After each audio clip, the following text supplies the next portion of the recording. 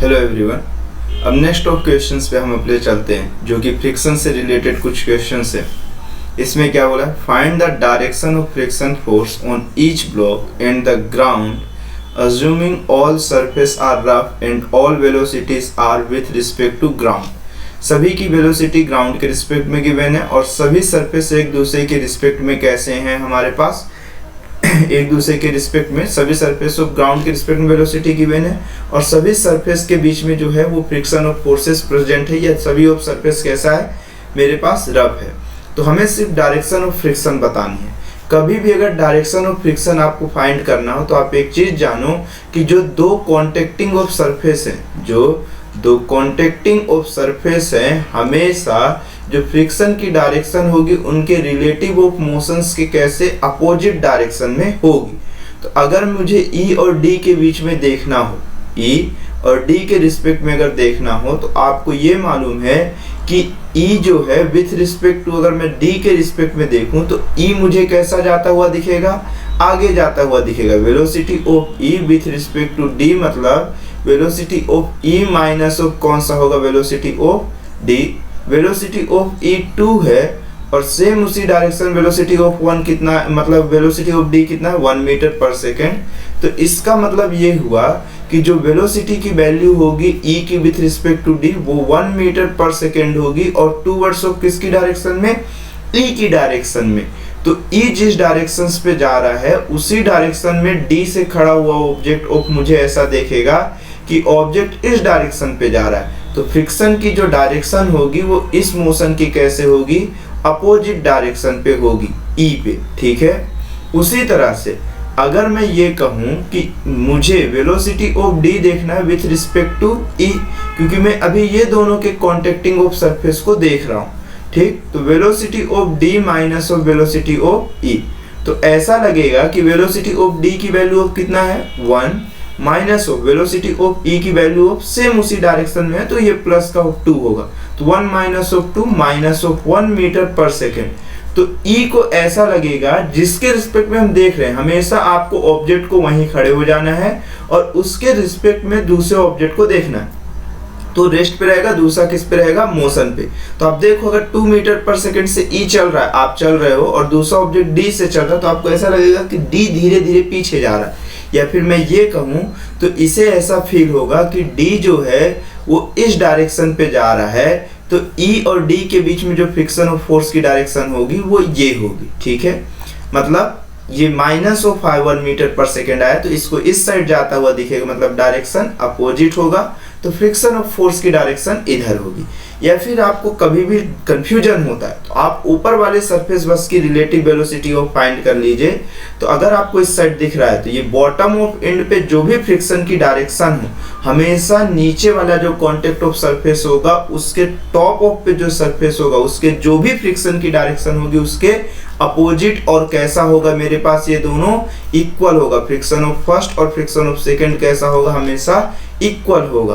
तो friction of ई पे जो लग रहा होगा वो हमारे पास किस साइड लग रहा होगा, लेफ्ट साइड, और इस पे जो लग रहा होगा वो किस साइड लग रहा होगा, राइट साइड। एकदम सिमिलर। डी और सी पे आप देखिए, डी और सी पे अगर आप देखेंगे तो मुझे ऐसा लगेगा कि सी ऑफ किस साइड जा रहा है, आगे साइड जा रहा है, और डी किस साइड जा रहा है, पीछे साइड। अगर आप with respect to velocity of D देखना चाहते हैं विथ रिस्पेक्ट टू सी तो आपको ऐसा लगेगा कि डी पीछे साइड जा रहा है और सी किस साइड जा रहा है, आगे साइड जा रहा है।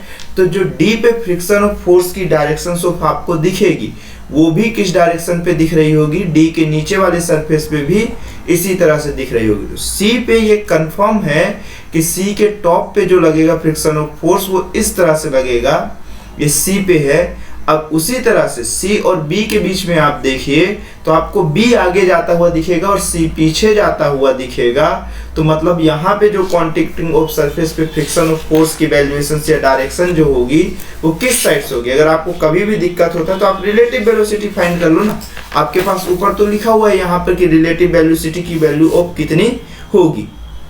इस फॉर्मूले का आप यूज करो कहीं पर भी हो, आपको कोई दिक्कत की बात नहीं है। तो सी पे जो आपको लगेगा तो यहाँ पर मैं लिखते चलता हूँ, ये मेरे पास फ्रिक्शन ऑफ फोर्स किसकी वैल्यू है, ई की value with respect to D है और ये भी मेरे पास E की है with respect to of D, ये दोनों इक्वल होगा। ये D की विथ रिस्पेक्ट टू क्या कहूँ मैं इसको, friction of force D with respect to E। ये फ्रिक्शन ऑफ फोर्स किसकी है, D की with respect to of C। उसी तरह से C की अगर बात की जाए तो फ्रिक्शन ऑफ फोर्स ये किसका है, C का विथ रिस्पेक्ट टू D। अब मुझे ये पूछा है कि फ्रिक्शन ऑफ फोर्स किसकी वैल्यू C की कितनी होगी विथ रिस्पेक्ट टू किसके, B के रिस्पेक्ट में। तो फ्रिक्शन ऑफ फोर्स C का विथ रिस्पेक्ट टू B चाहिए, तो velocity of C with respect to आप B देख लीजिए। तो velocity of C minus of velocity of B, तो वेलोसिटी ऑफ C की वैल्यू ऑफ कितना हुआ 3 और वेलोसिटी ऑफ B की value of 5। 3 minus of 5 minus 2 आएगा।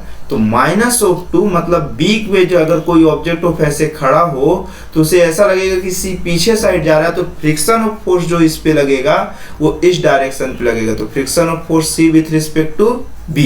उसी तरह से अगर मैं B वाले के लिए देखूं तो आप आंख बंद करके कह सकते हो कि friction of forces B with respect to C जो होगा वो अपोजिट डायरेक्शंस पे होगा।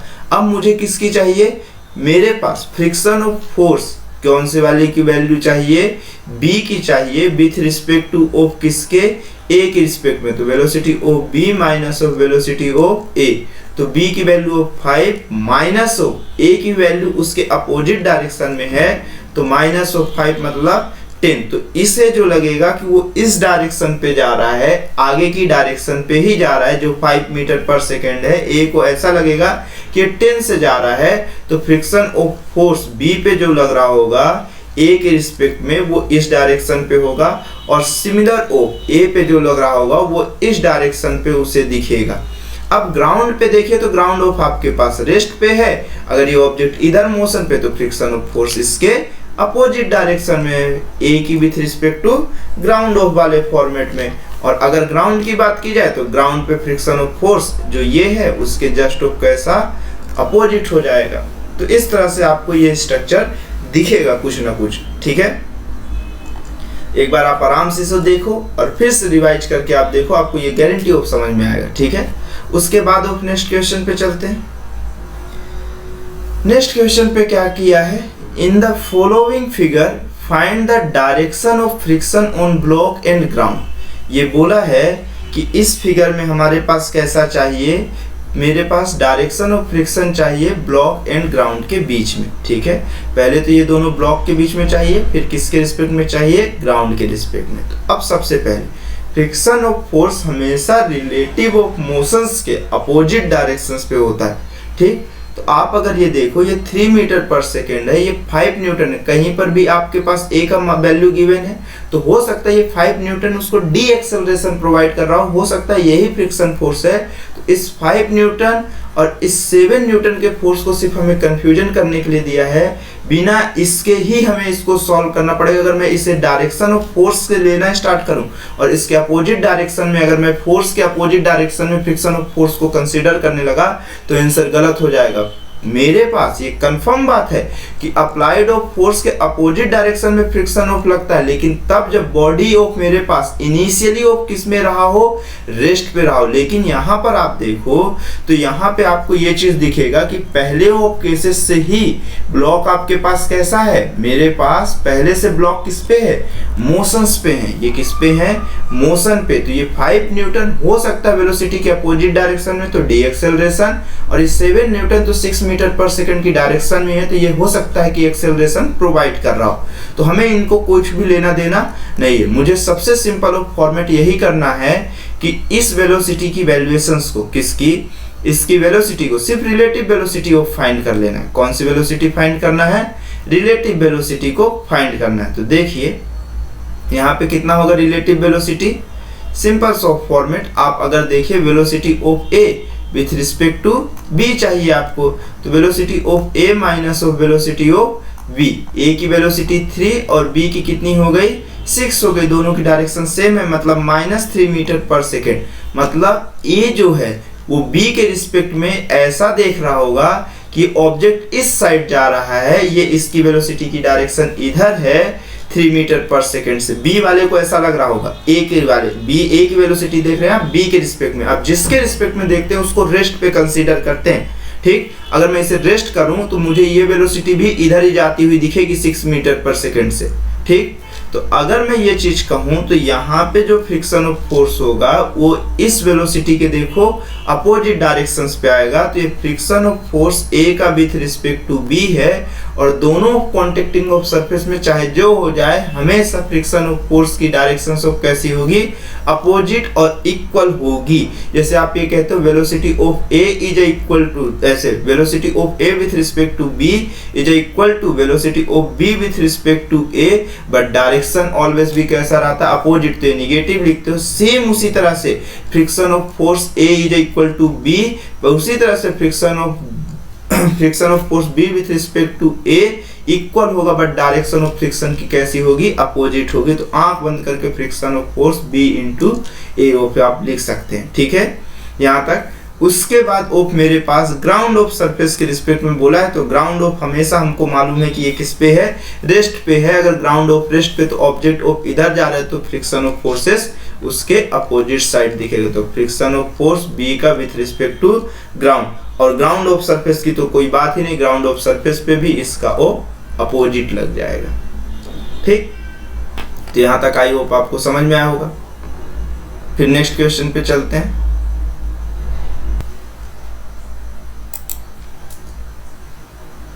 अब जैसे इस क्वेश्चन में क्या बोला है, a monkey of mass small m is climbing a rope hanging from the roof with acceleration a, ठीक। क्या हो रहा है कि एक मंकी है जो एक रोप के थ्रू ऐसे वो हैंगिंग है और वो कैसा क्लिम कर रहा है, मतलब चढ़ रहा है ऊपर की डायरेक्शन में, एक्सेलरेशन ऑफ a के साथ। The coefficient of static friction between the body of the monkey and the rope is mu, find the direction and value of friction force on the monkey. पहली बात तो ये कि अगर object of कभी भी अगर ऐसे ऑफ स्टैटिक भी है ना, तो पहले अगर ये मोशन शो करने की कोशिश कर रहा है ऊपर, तो आपको कभी भी अगर ऐसी चीज लगती हो कि अगर आप चल रहे हो तो फ्रिक्शन ऑफ फोर्स पीछे की डायरेक्शन पे लग रहा है, तो आप रॉन्ग हो। हमेशा जब आप चलते हो तो फ्रिक्शन ऑफ फोर्स की डायरेक्शन आपकी मोशन की डायरेक्शन पे होती है, क्योंकि आपका जो रिलेटिव ऑफ पोर्शन होता है वो पीछे की डायरेक्शन पे आप फोर्स उस पर लगाते हो। क्योंकि आप जब स्टेप अपनी रखते हो तो इनिशियल वेलोसिटी आपकी 0 होती है और अप्लाइड ऑफ फोर्स की डायरेक्शन पीछे की डायरेक्शन में होती है, तो फ्रिक्शन ऑफ फोर्स आगे की डायरेक्शन में होता है। तो ये जब क्लिम कर रहा होगा मंकी, तो एक स्टेप ऑफ ऐसे दूसरा इस तरह से रख रहा होगा, तो एक्चुअल में इसका वेट ऑफ किस साइड होगा, नीचे की डायरेक्शन में mg, और friction of force just of इसके ऊपर साइड होगा जो कि कितना होगा, Fr। तो आपको ये मालूम है कि समेशन ऑफ फोर्स की वैल्यू मंकी का मास इनटू एक्सेलरेशन के इक्वल होगा, और मेरे पास यहाँ पर से ऐसा बोला है कि फ्रिक्शन ऑफ फोर्स की डायरेक्शन मंकी के एक्सेलरेशन की डायरेक्शन में होगी, minus of mg is equal to कितना होगा, m इंटू a। तो फ्रिक्शन ऑफ फोर्स की वैल्यू ऑफ मास को अगर मैं कॉमन ले लूं तो g प्लस ऑफ a होगा, और इसकी डायरेक्शन जो होगी वो अपवर्ड होगी। तो मेरे पास सिर्फ एक ऑप्शन बचता है, ऑप्शन नंबर ऑफ a, ठीक है। तो यहाँ पे option number of a correct है। उसके बाद नेक्स्ट क्वेश्चन पे चलते हैं। तो नेक्स्ट क्वेश्चन पे क्या बोला है, a body is placed on rough inclined plane of inclination theta as the angle theta is increased from 0 to 90 degree, the contact force between the block and the plane।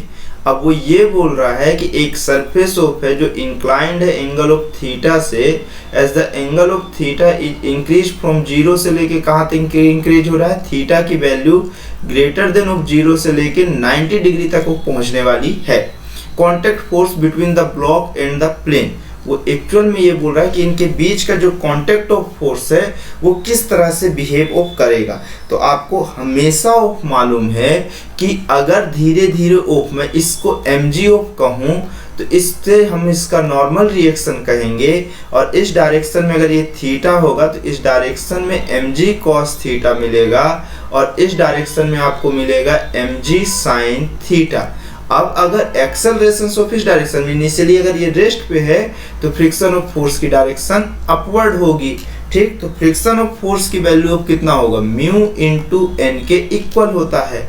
जहां पे तो कब तक of मेरे पास वो बोल रहा है, तो अब देखिए अगर यहाँ पर मैं कहूँ तो नॉर्मल रिएक्शन की वैल्यू ऑफ कितना है मेरे पास, mg cos थीटा है, mg कॉस थीटा है। अब अगर मैं यहाँ पे थीटा की वैल्यू को धीरे धीरे इंक्रीज करूंगा, किसकी वैल्यू को धीरे धीरे थीटा की वैल्यू को इंक्रीज करूंगा, तो आपको मालूम है कॉस थीटा की वैल्यू मैक्सिमम जो होती है वो 0 डिग्री पे होती है और मिनिमम जो होती है वो 90 डिग्री पे। तो मीन्स धीरे धीरे कॉस की वैल्यू डिक्रीज होती जाएगी, मतलब धीरे धीरे नॉर्मल रिएक्शन भी डिक्रीज करेगा।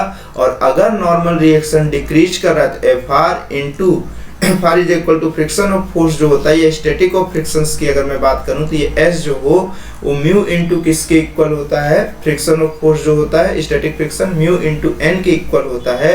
तो कोफिशिएंट ऑफ फ्रिक्शन तो हमेशा कांस्टेंट है, बट अगर नॉर्मल रिएक्शन डिक्रीज हो रहा है तो ये कंफर्म है कि फ्रिक्शन फोर्स भी क्या होगा, डिक्रीज होगा। तो मुझे ये मालूम है कि रिमेन्स ऑफ कांस्टेंट तो होने की कोई भी पॉसिबिलिटी नहीं है। First remain constant then decreases of वाले फॉर्मेट के लिए अगर वो चल रहा है, जब तक थीटा की वैल्यू ऑफ 0 है तभी तक ऑफ मेरे पास वो कांस्टेंट रहेगा। जैसे थीटा की वैल्यू ऑफ वेरी करना स्टार्ट करेगी तो हमेशा हमारे पास जो उनके बीच में कांटेक्ट फोर्स है ब्लॉक के बीच में वो धीरे धीरे डिक्रीज होना स्टार्ट करेगा। फर्स्ट रिमेन कांस्टेंट देन क्या हो रहा है हमारे पास decrease, first decreases then increases, ये कभी पॉसिबल नहीं। फर्स्ट इंक्रीजेस एंड डिक्रीजेस ये भी कोई पॉसिबिलिटीज ऑफ नहीं है, हमेशा वो इंक्रीज ही करेगा। बस कुछ देर के लिए मेरे पास क्या रहेगा, कांस्टेंट रहेगा जब तक थीटा 0 है, और जैसे जैसे बढ़ना स्टार्ट होगा तो डिक्रीज ही होगा। तो ऑप्शन नंबर कौन सा करेक्ट है इसका, बी करेक्ट है। ठीक, उसके बाद नेक्स्ट क्वेश्चन पे चलते हैं।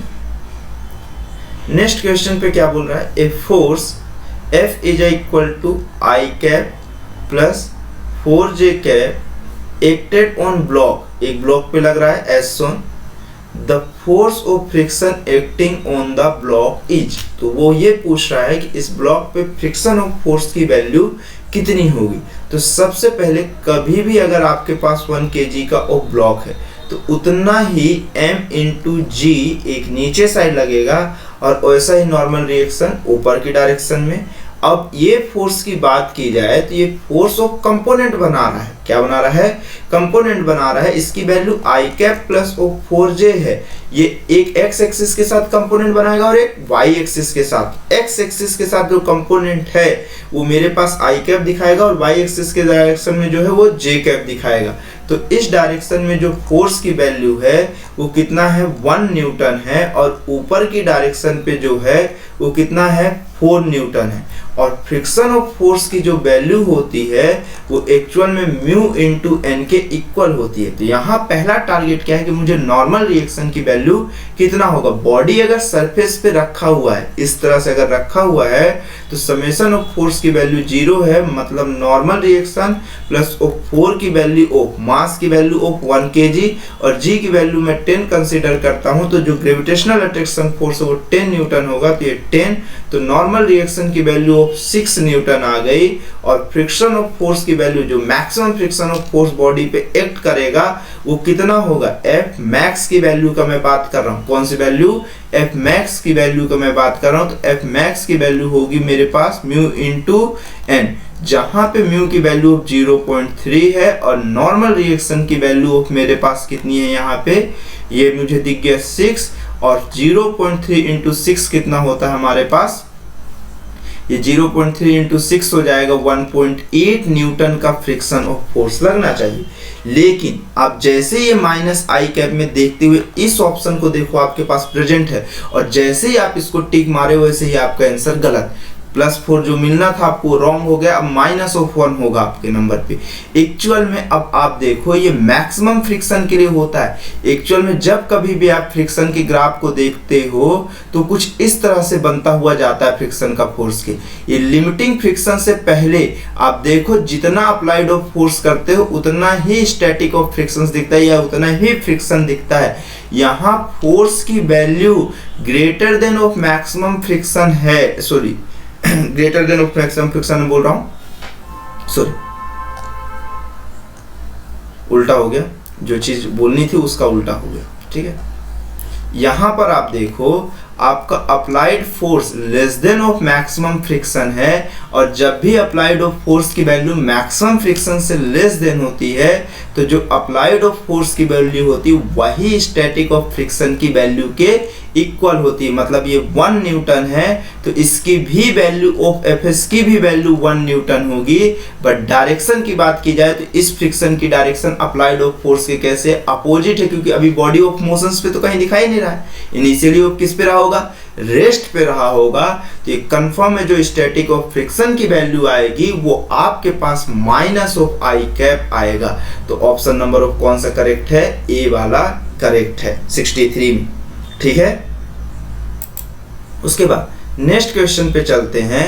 इस क्वेश्चन पे क्या बोल रहा है, if force is increasing with time at t is equal to 0 f is equal to 0 where will slipping first start. मतलब वो ये बोल रहा है कि धीरे धीरे धीरे फोर्स की वैल्यू बढ़ा रहे हैं। इनिशियल टाइम पे फोर्स की वैल्यू ऑफ कितना है, 0 है, और पहले ऑफ मेरे पास कहां पर से स्लिप करना स्टार्ट करेगा। सबसे पहली ऑफ बात ये है कि सबसे फर्स्ट ऑफ वो स्लिप करना कहां से स्टार्ट करेगा। तो ऐसे क्वेश्चंस पे आपके पास फोर्स वेरी हो रहा है तो आप पहले तो ये देखो कि आपके पास फ्रिक्शन ऑफ फोर्स की वैल्यू कहां पे सबसे कम होगी और कहां पे सबसे ज्यादा होगी। तो सबसे पहले अगर मैं यहाँ पे देखूं तो 3 ऑफ kg वाले पे फोर्स तो अभी मेरे पास 0 रहेगा। शुरू में मेरे पास फ्रिक्शन ऑफ फोर्स की वैल्यू हमेशा जब तक F की वैल्यू मैक्सिमम ऑफ फ्रिक्शन से कम है तब तक एक्सेलरेशन ऑलवेज भी उस बॉडी का कितना रहेगा, 0 रहेगा। ठीक है, अब अगर कम है और इस वाली केसेस में जो फोर्स की वैल्यू होगी वो फ्रिक्शन फोर्स के इक्वल होगी। जो फ्रिक्शन फोर्स की वैल्यू होगी वो अप्लाइड फोर्स के इक्वल होगी। ठीक है, ये 3 kg का है तो इस पे जो फ्रिक्शन ऑफ फोर्स लग रहा होगा वो कितना न्यूटन ऑफ लग रहा होगा। जब तक ऑफ मेरे पास ये फ्रिक्शन ऑफ फोर्स की मैक्सिमम वैल्यू मैं पहले फाइंड कर लूं तो म्यू इंटू एन होगी यहाँ पर की म्यू की वैल्यू 0.5 है और नॉर्मल रिएक्शन ऑफ 3 इंटू यहाँ पर कितना होगा 3 इंटू जी, मतलब ऑफ 30 आप कहो तो ये 15 न्यूटन के आसपास आपको दिखेगा पहली वाली केसेस में। ये फर्स्ट ऑफ सरफेस के लिए मैक्सिमम फ्रिक्शन एकदम सिमिलर ऑफ सेकेंड वाला भी अभी रेस्ट पे है तो सेकेंड वाले के कांटेक्ट ऑफ सरफेस पे फ्रिक्शन ऑफ फोर्स की वैल्यू इस डायरेक्शन पे जो दिखेगी वो भी 15 न्यूटन की दिखेगी।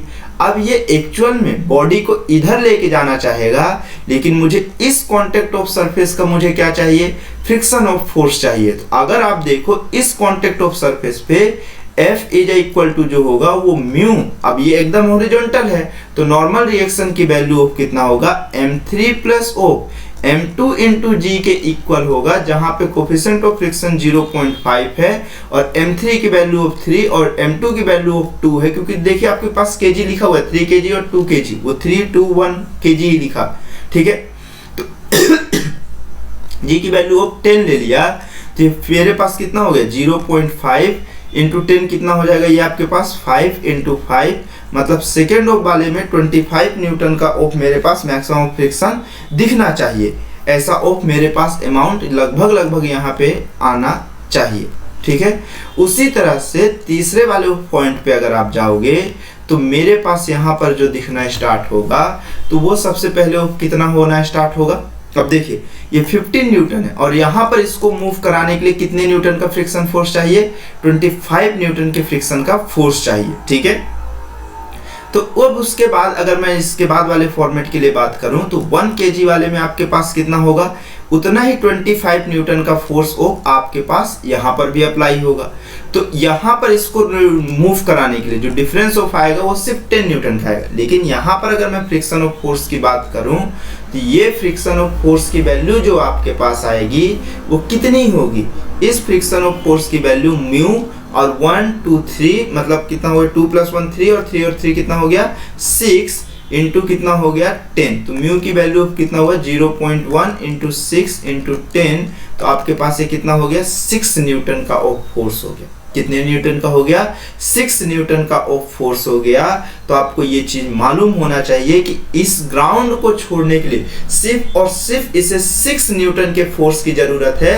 जबकि देखो जैसे ही आप यहाँ पर 0 से बढ़ोगे तो जब तक आप यहाँ 15 न्यूटन नहीं पहुंचोगे बॉडी ऑफ स्लाइड नहीं करेगा।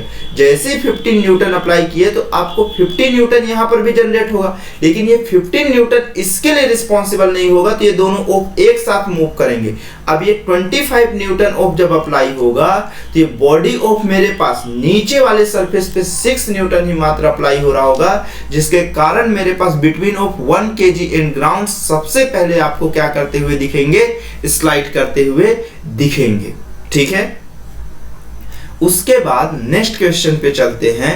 हमारे पास कौन सा नेक्स्ट क्वेश्चन, इस क्वेश्चन पे बात की जाए कि मेरे पास क्या है, ए wooden block of mass small m resting on A rough, फिर से छोटा हो गया, मैं इसके क्वेश्चंस को देख लेता हूँ इस पे कैसा है। ऑन रफ हॉरिजॉन्टल कोफिशिएंट, ये मेरे पास कैसा है, रफ हॉरिजॉन्टल सरफेस बोला हुआ है यहाँ पे, और ये मेरे पास कोफिशिएंट ऑफ फ्रिक्शन म्यू है, is pulled bye a force F as shown in figure, the acceleration of block moving horizontally is, वो ये पूछ रहा है कि मुझे एक रफ सरफेस है जहाँ पे कोफिशिएंट ऑफ फ्रिक्शन म्यू है, उसे एक फोर्स F होता है जो पुल कर रहा है, तो एक्सेलरेशन ऑफ ब्लॉक पे कितना होगा जब वो मूविंग करना स्टार्ट करेगा हॉरिजॉन्टल की डायरेक्शंस पे। तो इस वाली केसेस पे आपको ये सबसे पहले मालूम है कि इस फोर्स के कितने कंपोनेंट दिखेंगे। अभी तक जैसा आप सॉल्व करते आ रहे थे एकदम वैसा ही सॉल्व करिए ना। ये F है और ये एंगल ऑफ थीटा है, मतलब इसके दो कंपोनेंट दिख रहे होंगे, एक इस डायरेक्शन में F cos थीटा और इसके ऊपर की डायरेक्शन में F sin थीटा, और इसका मास ऑफ ये है तो इसका वेट ऑफ नीचे की डायरेक्शन में mg और नॉर्मल रिएक्शन ऑफ ऊपर लगेगा। तो आपको ये चीज मालूम है कि फ्रिक्शन ऑफ फोर्सेस अगर इनिशियली ऑफ मूव करना स्टार्ट करेगा तो इसके अपोजिट डायरेक्शन में लगेगा और यही ऑफ फ्रिक्शन ऑफ फोर्स की वैल्यू होगी। अगर बॉडी ऑफ मुझे मूव करना स्टार्ट कर रहा है तो ये कंफर्म है जो स्टैटिक फ्रिक्शन की वैल्यू होगी वो मैक्सिमम फ्रिक्शन को अचीव कर चुकी होगी, तभी बॉडी मूव करेगी, अदरवाइज बॉडी ऑफ किस में होगी, रेस्ट पे होगी। तो अगर मेरे पास ये कहा गया तो नॉर्मल रिएक्शन की वैल्यू देखे तो वर्टिकल डायरेक्शन पे जो फोर्स है वो बॉडी को सरफेस पे बांध के रखा है, मतलब उसकी ऊपर की डायरेक्शन में कोई एक्सेलरेशन नहीं है, तो मतलब एक्सेलरेशन की वैल्यू 0। तो आपको ये मालूम है कि n plus of F sin theta की जो वैल्यू होगी वो mg के इक्वल होगी। तो जो नॉर्मल रिएक्शन होगा वो कितना होगा, mg minus of F sin theta के इक्वल होगा। अब अगर मैं ये कहूं कि summation of force horizontal direction में कितना होगा, बॉडी के मास इनटू एक्सेलरेशन के इक्वल होगा, तो यहां से अगर आप देखो तो आपको ये चीज समझ में आना स्टार्ट होगी कि मेरे पास इस डायरेक्शन में F cos theta minus of mu into N is equal to body के मास इंटू एक्सेलरेशन के इक्वल होगा। अब मैं अगर यहाँ से देखूं तो ये F cos theta minus of mu, normal reaction की वैल्यू ऑफ कितना होगी आपके पास, mg minus of F sin theta is equal to body के मास इंटू एक्सेलरेशन के कैसा होगा, इक्वल होगा। अब फोर्स ही तो पूछा है, ये एक्सेलरेशन पूछा है, एक्चुअल में एक्सेलरेशन पूछा हुआ है। क्या पूछा हुआ है, एक्सेलरेशन की वैल्यू को वो क्या करना चाह रहा है, पूछ रहा है आपसे। तो एक्सेलरेशन की जब वैल्यू आप देखोगे तो आपको ये दिखेगा, आप देखो यहाँ पर से फोर्स ऑफ कॉमन लिया हुआ है, मतलब मुझे ये फोर्स वाले कंपोनेंट को साथ में लेना है। तो ये F cos थीटा ये माइनस माइनस कितना हो जाएगा, प्लस हो जाएगा। तो ये plus of F sin theta into कितना हो जाएगा, म्यू माइनस ऑफ कितना हो जाएगा, mu into capital of mg upon of divided by of m of हो जाएगा। जहां से आपको ये समझ में आना स्टार्ट हुआ कि आप फोर्स को अगर कॉमन लेते हो तो आपको cos theta plus of mu into sine theta, और अगर इसे डिवाइड किया जाए तो ये स्मॉल ऑफ m होगा माइनस ऑफ ये mu small mg upon of small m, और ये कैंसिल आउट हो जाएगा। जहां से आपको ये दिखना स्टार्ट हुआ कि f upon m cos theta plus mu sine theta minus of mu mg sorry mu g, ये ऑप्शन नंबर ऑफ कौन सा हो जाएगा, सी वाला करेक्ट हो जाएगा। ठीक है, तो यहां तक आपको समझ में आया। चलिए नेक्स्ट क्वेश्चन पे अब चलते हम लोग। चलिए इस क्वेश्चन पे क्या बोल रहा है, in the arrangement shown in figure mass of the block B and A is 2m।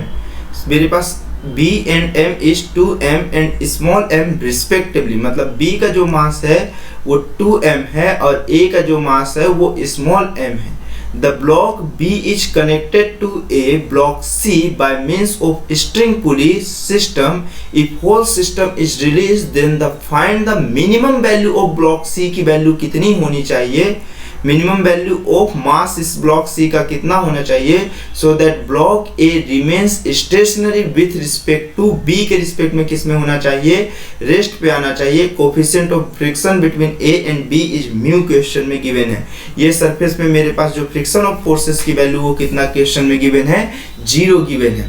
तो अगर ऐसे सिस्टम पे जब आप आएंगे तो सबसे पहले आपको ये मालूम होना चाहिए कि अगर C का एक्सेलरेशन किधर होगा, नीचे की डायरेक्शन पे, इस बॉडी का जो मास है वो नीचे की डायरेक्शन में, इसका मास मैं C कंसीडर करता हूँ mc इंटू कितना g, और इस स्ट्रिंग पे टेंशन ऑफ T आएगा। तो आपको ये मालूम है कि समेशन ऑफ फोर्स की वैल्यू mc इंटू a के इक्वल होगा, तो mcg minus of t is equal to कितना हो जाएगा, mc इंटू a के इक्वल हो जाएगा।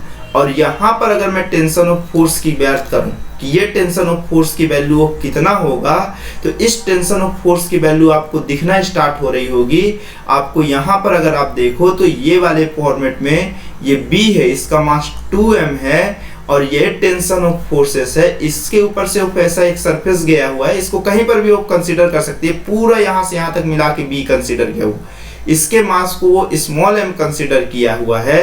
अब अगर मैं इस चीज की बात करूं तो मुझे ये दिख रहा होगा कि मेरे पास समेशन ऑफ कौन सा अगर आप अच्छे से देखो तो आपको ये चीज दिख रहा होगा कि समेशन ऑफ जो फोर्स है इसमें कौन सा, इस वाले क्वेश्चन में समेशन ऑफ जो फोर्स है वो बॉडी के मास, तो मास कितना है इसमें 3m इंटू एक्सेलरेशन के कैसा होना चाहिए, इक्वल होना चाहिए। तो इस वाले फॉर्मेट में आपके पास टेंशन की वैल्यू कितना है, आपके पास 3m इंटू ए के इक्वल है। तो ये चीज आपको यहाँ से दिखी। अगर ये इक्वेशन फर्स्ट है और ये इक्वेशन नंबर ऑफ सेकेंड है तो आपके पास पुट इसको कर दो आप किसमें, put the value in equation, put the value in equation first में आप पुट करिए तो आपके पास ये दिखेगा mcg minus of 3m into A is equal to mc into A. अब आपको ये चीज तो क्वेश्चन में बोला है कि एक्सेलरेशन की वैल्यू ऑफ मिनिमम कितनी होनी चाहिए, तो आपके पास यहाँ दो फॉर्मेट से ऑफ दिखना स्टार्ट हो रहे हैं क्वेश्चन कि एक में m ऑफ है, g भी है और a भी है और c की वैल्यू तो ये आपको फाइंड करना। आप इसको अगर इधर लेके भी आए तो आपको ये चीज दिखना स्टार्ट हुआ कि mc g और ये इधर आया minus of a is equal to 3m into A के इक्वल हो गया।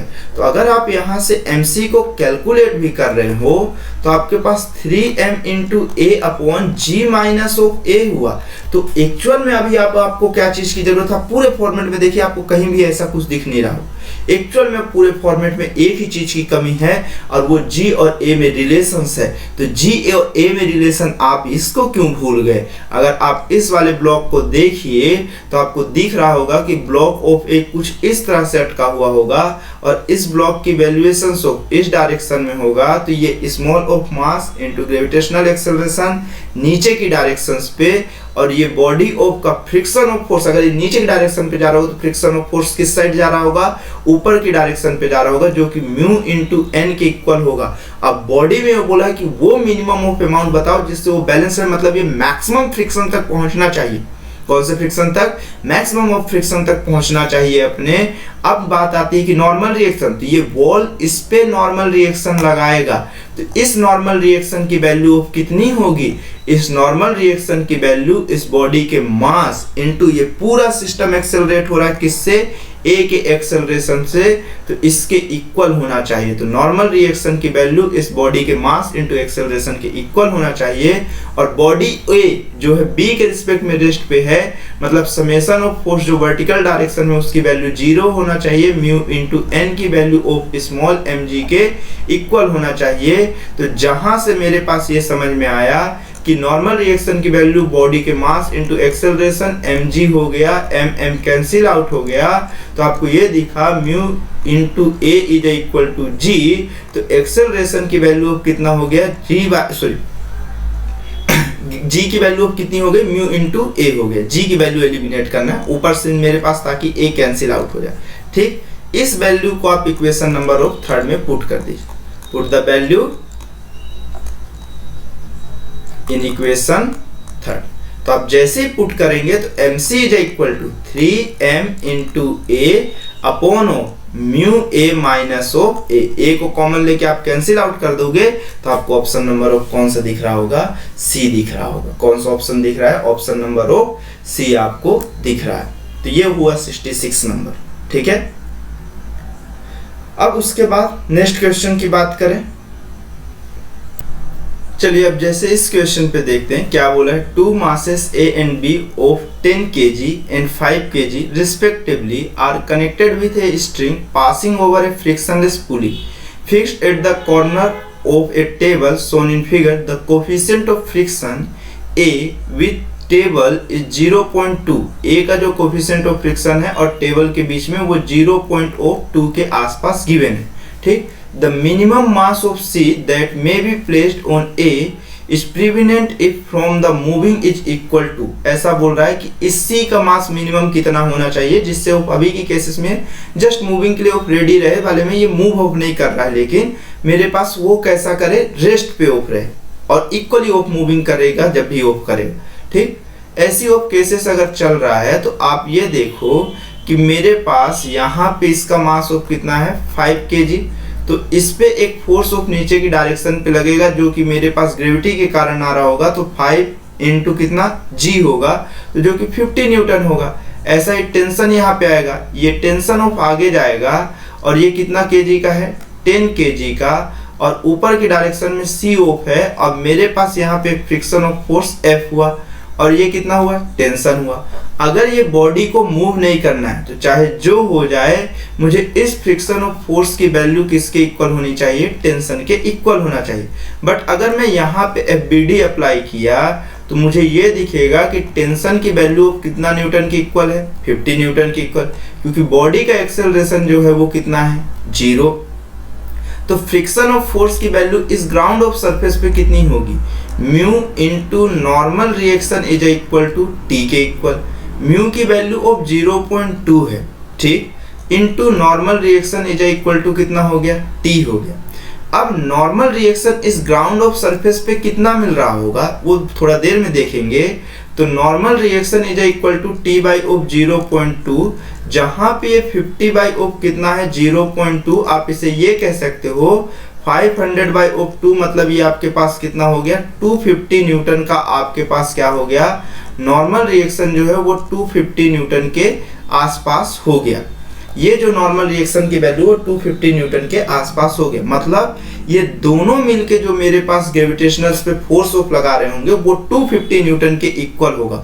मतलब mass of A plus mass of C into G की वैल्यू जो होगी वो 250 न्यूटन के इक्वल होगी। तो मास ऑफ ए जो क्वेश्चन पे गिवन है वो 10 गिवन है, मास ऑफ सी आपके पास नहीं गिवन है, और जी की वैल्यू ऑफ 10 हुआ इज इक्वल टू 250 न्यूटन। ये कैंसिल आउट हो गया। तो आप बताओ 10 प्लस ऑफ mc की जो वैल्यू है वो 25 है, तो mc की जो वैल्यू 25 माइनस ऑफ 10 कितना हो गया, 15 न्यूटन के आसपास होनी चाहिए, तब जाके आपका ये आंसर हो करेक्ट होगा। और ये बॉडी ऑफ मेरे पास इक्वल ऑफ में रहेगा, मूविंग करने के टाइम पे कैसा इक्वल ऑफ में, इक्विलिब्रियम में ऐसा ऑफ रहेगा। ठीक है, अगर जस्ट ऑफ जब ट्राई कर रहा होगा। ठीक, उसके बाद ऑफ वाले क्वेश्चन पे चलते हैं।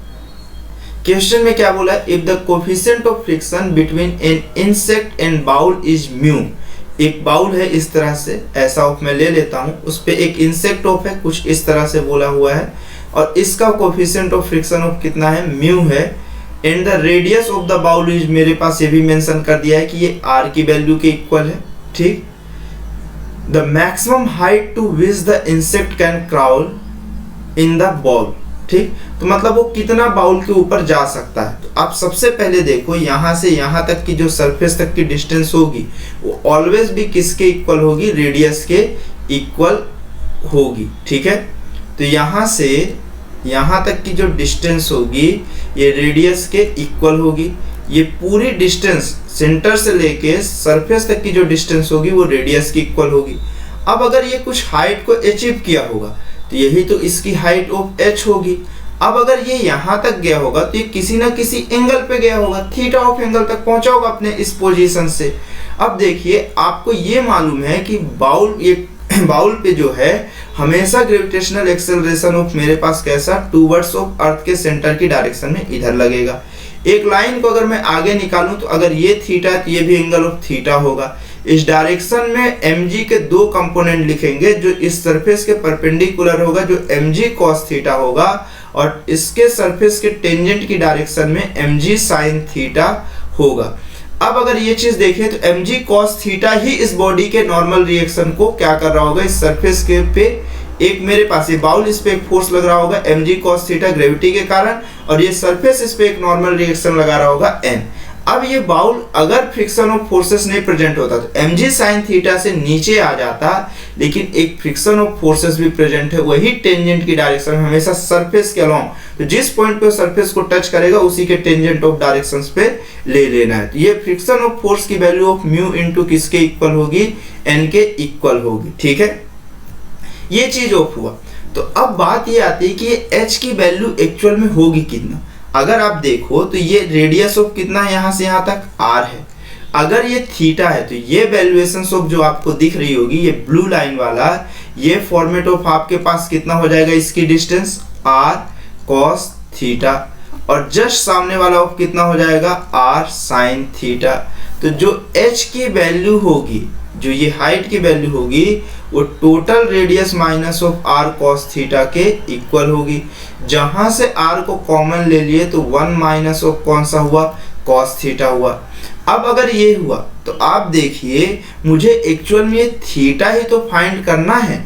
अब बाउल कब तक जा पाएगा, जब तक ऑफ mg sin थीटा की वैल्यू ऑफ किसके इक्वल हो जाए, म्यू इनटू, अब बाउल इसके बाद हो मेरे पास जैसे ही ऊपर जा रहा होगा तो बाउल पे जो मेरे पास फ्रिक्शन फोर्स लग रहा होगा वो नीचे, और जब वो मैक्सिमम हाइट को अचीव कर जाएगा तो अब वो नीचे आना चाहेगा, फ्रिक्शन फोर्स उसके कैसा लग रहा होगा, अपोजिट। तो यही ऑफ उसकी मैक्सिमम हाइट की वैल्यूएशंस है।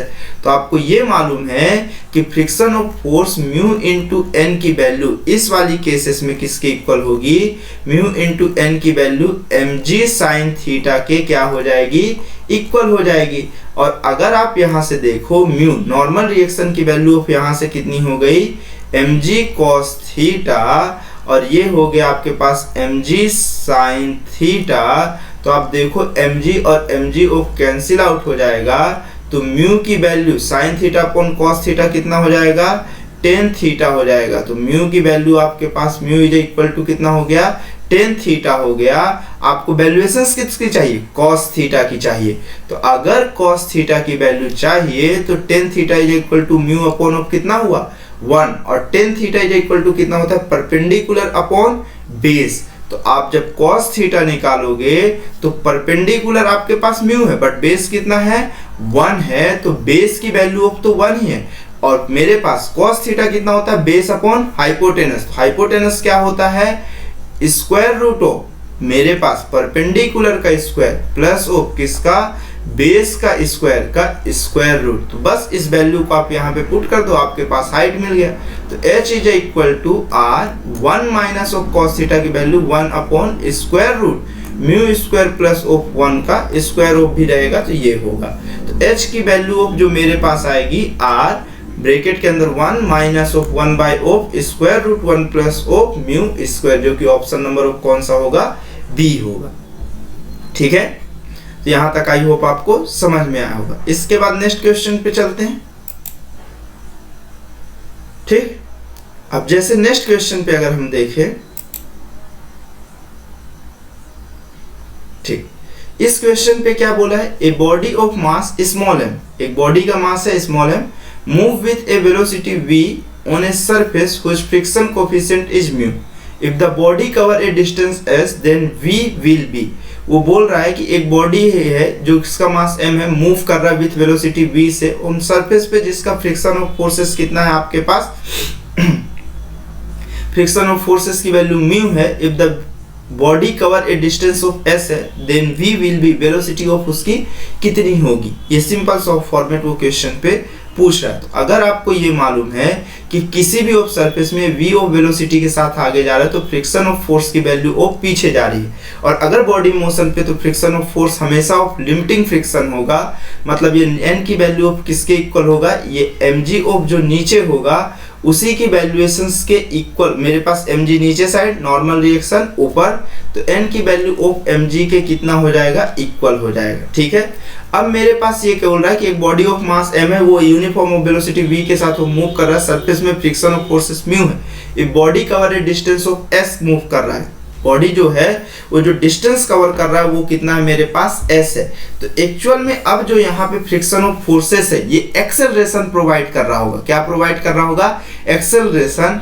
तो ये जो फ्रिक्शन ऑफ फोर्स की वैल्यू होगी वो बॉडी के मास इनटू एक्सेलरेशन के इक्वल होगी। तो ये मेरे पास कितना हो गया, mu into N is equal to M into A, जहां से म्यू नॉर्मल रिएक्शन की value of M G is equal to M into कितना हो गया, ए, एम कैंसिल आउट हो गया। तो मुझे ये चीज समझ में आ गया कि एक्सेलरेशन की वैल्यू ऑफ म्यू इंटू कितना है, जी है। तो अब ये क्वेश्चन में वो बोल रहा है कि वो एस डिस्प्लेसमेंट को कवर की है तो कितनी वेलोसिटी ऑफ चलेगा। तो आपके पास देखो इनिशियल वेलोसिटी है, फाइनल वेलोसिटी है, एक्सेलरेशन है, डिस्प्लेसमेंट है। कौन से इक्वेशन का यूज करोगे आप, थर्ड इक्वेशन का, v square is equal to u square plus of 2as। अब मेरे पास इसी डायरेक्शंस पे ऑफ डिस्प्लेसमेंट की वो बात कर रहा होगा। तो इनिशियल वेलोसिटी ऑफ मेरे पास एक्चुअल में कितना हो गया, अगर क्वेश्चन पे नहीं भी ऑफ मेंशन है, अगर फ्रिक्शन ऑफ फोर्सेस अप्लाई हो रहा है तो ये डी एक्सेलरेशन प्रोवाइड कर रहा होगा, फाइनल वेलोसिटी ऑफ 0 होगा। और मेरे पास ये u की वैल्यू ऑफ ही फाइंड करना है कि इनिशियली ऑफ वो मेरे पास किस वेलोसिटी से चला होगा, और ये माइनस ऑफ 2 क्योंकि मेरे पास डी एक्सेलरेशन है। a की वैल्यू ऑफ कितना है आपके पास, म्यू इंटू जी इंटू एस। तो जो ये v की वैल्यू है वो आपके पास कितना हुआ, स्क्वायर रूट 2 म्यू इंटू जी इंटू कितने के इक्वल हो गया, s के इक्वल हो गया।